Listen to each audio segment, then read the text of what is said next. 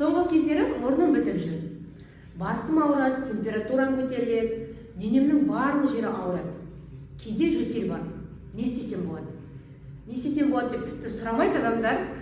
Шыны керек, бірден антибиотикке жүгіріп жатыр. Қаншама адам қазір антибиотик алып, бірден жазып кеттім, аттай шауып кеттім деп жүрген адамдарды жиі кездестіремін. Тіпті менің өзіме де солай айтқан болатын. Осылай бір апта бұрын алып шықтым мен. Бірақ мен ешқандай да антибиотиксіз тым жақсы емделіп шықтым. Енді бөлсем. Бізде бұл грипп, гриппті бізде вирус шақырады. Вирусқа ешқандай да антибиотик көмектеспейді. Вирусты қандай дәрілермен емдеуге болады? Енді негізі бұл вирусты ешқандай дәрі қолданудың қажеті жоқ.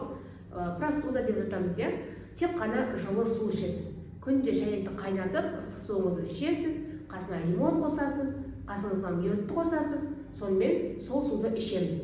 Егер температураңыз 38-ге дейін көтеріліп жататын болса, онда парацетамол, каждый 4 сағат сайын парацетамол ішесіз. Иммунитетті көтеру керек. Егер де аппетитіңіз бітіп, аппетитіңіз ашылмай, тамаққа деген тәбетіңіз болмай жатса, онда аскорбиновая кислота таблетка түрінде ішсеңіз де болады, немесе укол түрінде қабылдауларыңызға болады. Мен бір апта ішінде жазып шықтым, Аллаға шүкір.